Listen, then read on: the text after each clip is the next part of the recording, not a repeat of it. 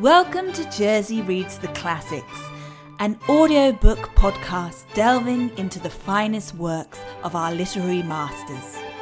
Unfortunately, it's read by this woman.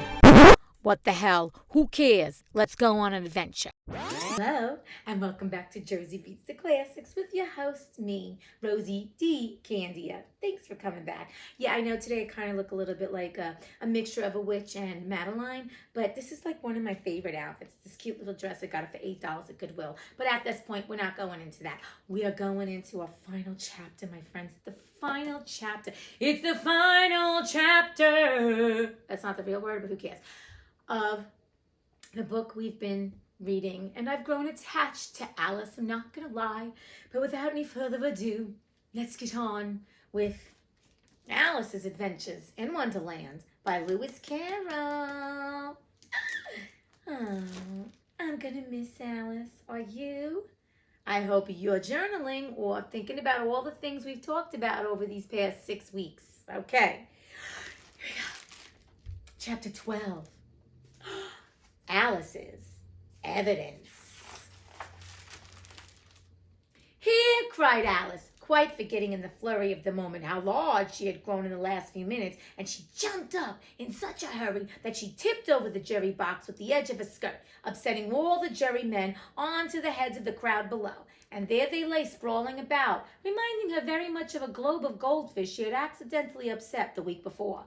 "Oh, I beg your pardon," she exclaimed in a tone of great dismay, and began picking them up again as quickly as she could, for the accident of the goldfish kept running in her head, and she had a vague sort of idea that they must be collected at once and put them back into the jury box, or they would die. Oh my God, that was like a long-running sentence. I felt like I said that so quickly. Whatever. Moving forward. Oh my goodness. "The trial cannot proceed," said the king in a very grave voice, "until all the jurymen are back in their proper places. All," he repeated with great emphasis, looking hard at Alice as he said so. Alice looked at the jury box and saw that, in her haste, she had put the lizard in head downwards, and the poor little thing was waving its tail about in a melancholy way, being quite unable to move. You all know who the lizard is. It's Bill. Poor Bill. He's had such a go in this book. It seems like it all comes down. "Won't you marry me, Bill? I love you so, I guess always will." She soon got it out again and put it right. "Not that it signifies much," she said to herself. "I should think it would be quite as much use in the trial one way up as the other." As soon as the jury had a little recovered from the shock of being upset, and their slates and pencils had been found and handed back to them, they set to work very diligently to write out a history of the accident, all except the lizard, who seemed too much overcome to do anything but sit with its mouth open, gazing up into the roof of the court. "What do you know about this business?" the king said to Alice. "Nothing," said Alice. "Nothing whatever?" persisted the king. "Nothing whatever," said Alice. "That's very important," the king said, turning to the jury. They were just beginning to write this down on their slates when the White Rabbit interrupted. "Unimportant, your majesty means, of course," he said in a very respectful tone, but frowning and making faces at him as he spoke. "Unimportant, of course I meant," the king hastily said, and went on to himself in an undertone. "Important, unimportant, important, unimportant," as if he were trying which word sounded best. Some of the jury wrote it down, important, and some unimportant. Alice could see this as she was near enough to look over their slates, but it doesn't matter a bit, she thought to herself. At this moment, the king, who had been for some time busily writing in his notebook, cackled out, "Silence!" and read out from his book, "Rule 42. All persons more than a mile high to leave the court." Oh, suddenly he wants to kick her out. What's up with that? How rude. Good God. I'd be like, "Let me out of here, people." Everybody looked at Alice. "I'm not a mile high," said Alice. "You are," said the king. "Nearly 2 miles high," added the queen. "Well, I shan't go at any rate," said Alice. "Besides, that's not a regular rule. You invented it just now." "It's the oldest rule in the book," said the king. "Then it ought to be number 1, said Alice. Look at Alice getting bitchy right back to them. She is schooling them. Okay, you see what she's doing? She's getting all sassy-frassy on them. And this I have to show. Look at the king and the queen and the whole court and the mouse. And then look how big Alice is. Wow. Wow, wow, wow. Remember that chapter? All right. Here we go. Let's see. Let's see what the king does now. Maybe he's going to shit himself. The king turns pale and shut his notebook hastily. Consider your verdict, he said to the jury in a low, trembling voice. There's more evidence to come yet, please, your majesty, said the White Rabbit, jumping up in a great hurry. This paper has just been picked up. What's in it, said the queen. I haven't opened it yet, said the White Rabbit, but it seems to be a letter written by the prisoner to somebody. It must have been that, said the king, unless it was written to nobody, which isn't usual, you know. Who is it directed to, said one of the jurymen. It isn't directed at all, said the White Rabbit. In fact, there's nothing written on the outside. He unfolded the paper as he spoke and added, it isn't a letter after all. It's a set of verses. Are they in the prisoner's handwriting? Asked another of the jurymen. No, they're not, said the White Rabbit, and that's the queerest thing about it. The jury all looked puzzled. He must have imitated somebody else's hand, said the king. The jury all brightened up again. Please, your majesty, said the knave, I didn't write it, and they can't prove I did. There's no name signed at the end. If you didn't sign it, said the king, that only makes the matter worse. You must have meant some mischief, or else you'd have signed your name like an honest man. There was a general clapping of hands at this. It was the first really clever thing the king had said that day. I think that was the first clever thing probably the king ever said in his life. And I gotta admit, these jury people are asking some questions, pretty valid. They're actually paying attention, even though they don't know what else is going on. That proves his guilt, said the queen. It proves nothing of the sort, said Alice. Why, you don't even know what they're about. Read them, said the king. Alice is so sassy, I'm loving it. The White Rabbit put on his spectacles. Where shall I begin, please, your majesty, he asked.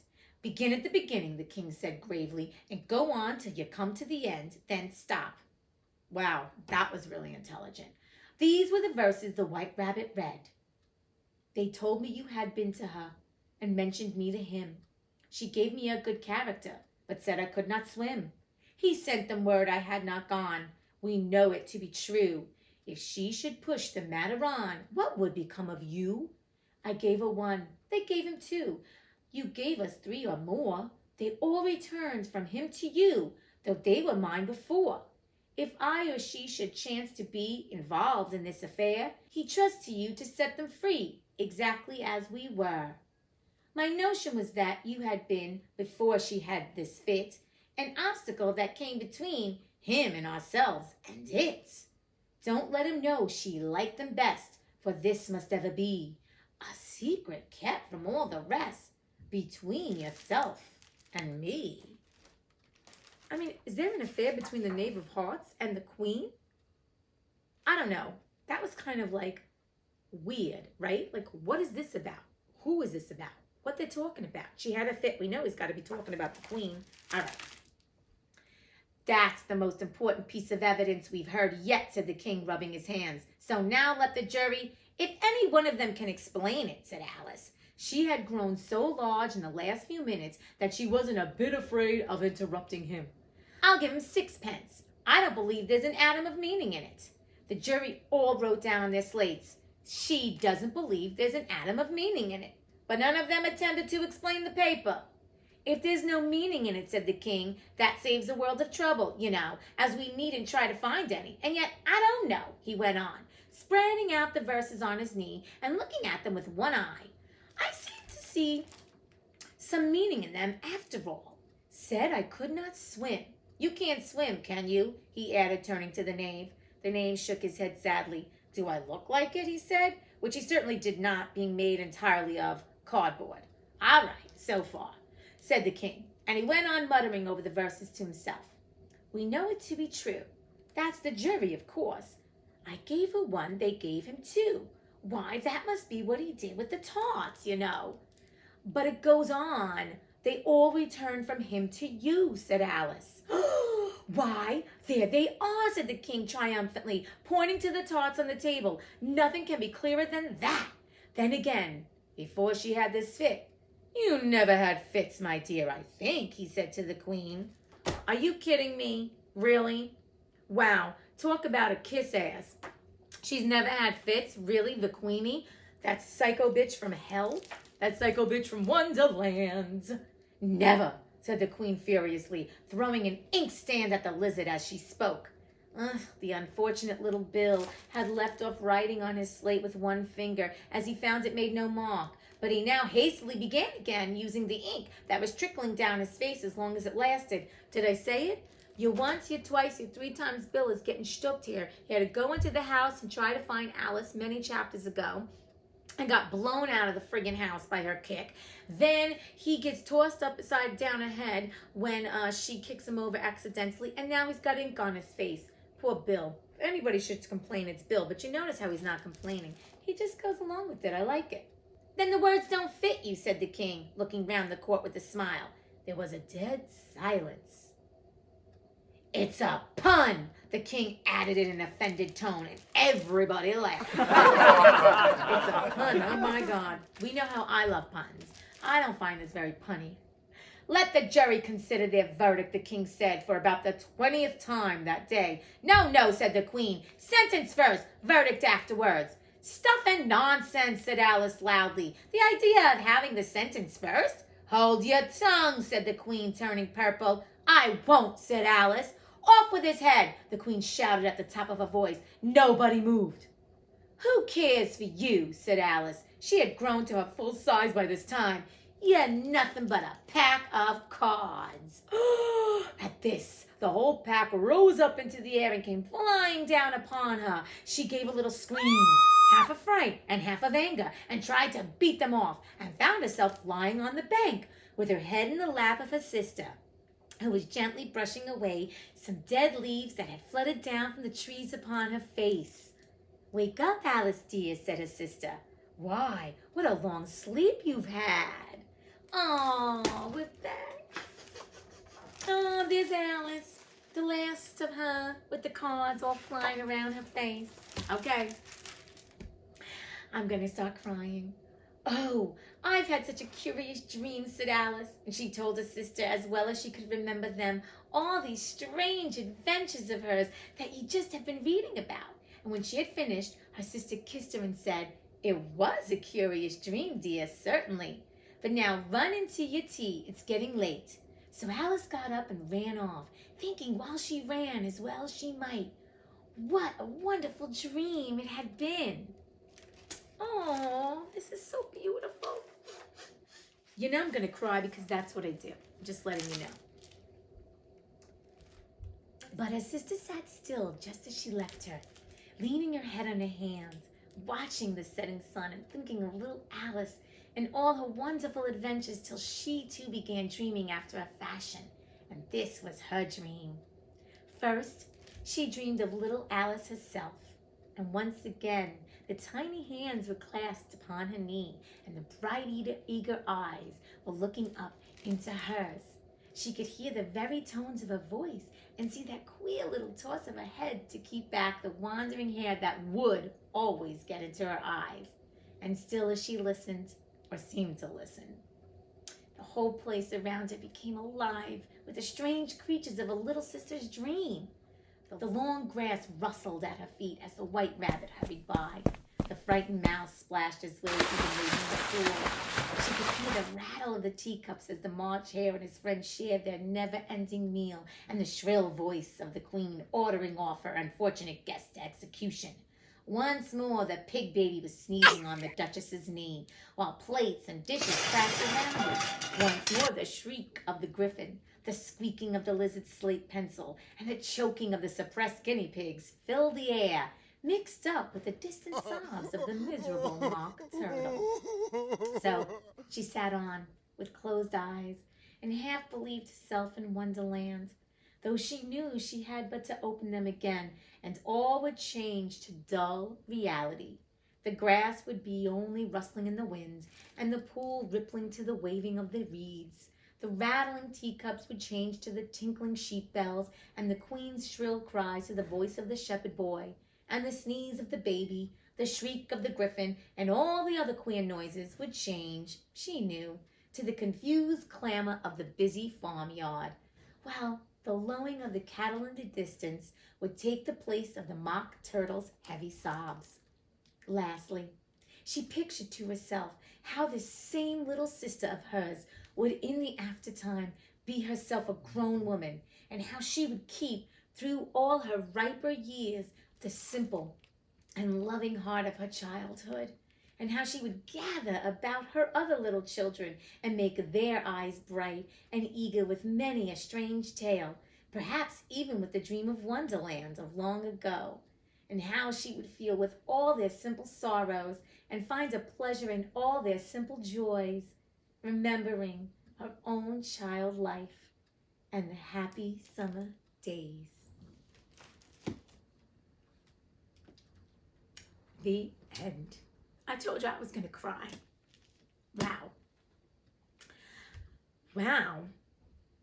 I'm an empath. That's another fun fact. So I feel things very deeply. I feel other people's energies. I can go out in the world and feel people's sorrow, things, but whoa, okay. I felt that. That shooketh me. Wow. Okay. There's a lot going on with this book. So much so that as an adult reading it, I have found it to be quite an adventure, quite a journey, and something that we all can use for our lives. So now, let's think about this. Childhood, summer days, or days of yonder when you heard stories or did fun things. That's the point. When you are a child, right? You imagine things. You have these visions of grandeur. It doesn't make a difference. You play with such zest and truth. Whatever you're playing, you believe you are that character. When you ever hear a story, you read a book, you imagined, you saw things, you entered that world. And then somewhere along the way, we seem to have lost that. Why? Because we grew up. Now, growing up is going to happen. We have to be adults. You know, we have to be adulting. That's the point. But it doesn't mean you cannot lose that childlike awe and wonder. And that's what we talked about at the beginning. This book is tied it up to let us know that you can never, ever, ever lose that childlike awe and wonder if you choose not to. And that's the point, my friends. We have choices. Everything we do is a choice. And with this book, it just reminds me, and hopefully reminds you, to think about all the things that brought you joy as a child. Whatever it was, jump roping, playing hopscotch, playing cards, playing spit with your friends. That was a game, card game. Watching cartoons on a Saturday morning. Whatever it was that you did that brought you joy. Think about it. Think about it right now, the things that brought you joy as a child. And then go there for that moment and hold on to that feeling. And think about in your daily life, right here, right now, what you could do to bring back some of that joy. You know, a few years ago, the big trend was adults were coloring. I actually have coloring books, and I just cracked them out recently, and I started coloring. I actually bought a jump rope, and I started jump roping in my backyard recently.